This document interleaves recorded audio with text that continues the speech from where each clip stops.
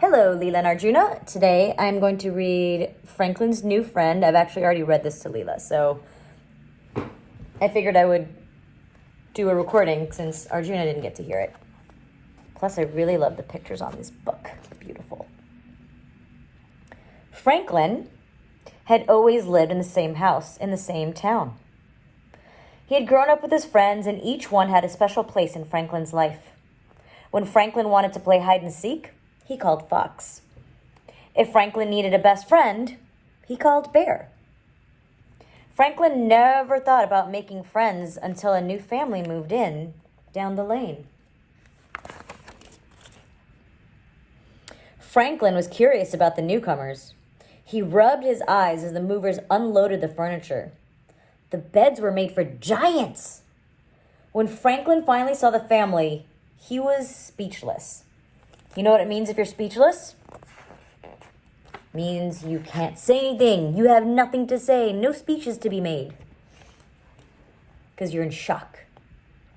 Franklin had never met a moose before. He had heard about moose. He had seen pictures of moose, but he had never actually known one. They were huge. Even the smallest moose was big.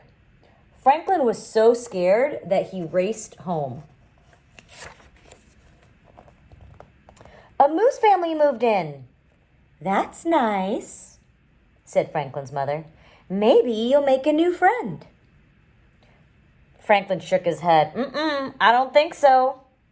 I expect you to be nice when you meet someone new, warned his mother. Franklin scowled. Can I see your scowl face, Leela and Arjuna?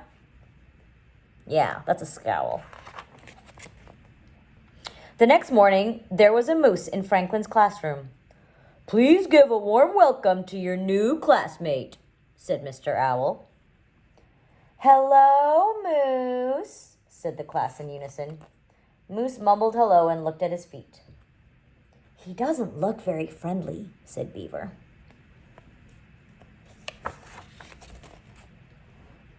Mr. Owl told the class that Moose had come from a different place, far away. Leela, where do you think Moose came from? Yep, Alaska, probably. There's lots of moose in Alaska. Franklin, said Mr. Owl, I'd like you to be a buddy for Moose. Franklin tried to smile, but he was scared because Moose was so big. Moose didn't say a word all morning. At recess, Franklin ran outside with his friends, leaving Moose behind. But Mr. Owl reminded Franklin that he was Moose's buddy. Do you want to play? Asked Franklin. Moose shook his head back and forth. Whew! Franklin was relieved. Why was he relieved, Leela? Yeah, because he didn't really want to play with Moose because he's scared of him. During recess, Moose stood alone as Franklin and his friends played soccer. Fox kicked the ball too hard and it flew into a tree. Ugh! Now we'll have to get Mr. Owl, groaned Bear. I've got it, cried Moose. He knocked the ball out of the tree and sent it flying to Franklin. That was good, said Fox. I guess, shrugged Franklin. Can you shrug, Leela? Let's see you shrug. I guess.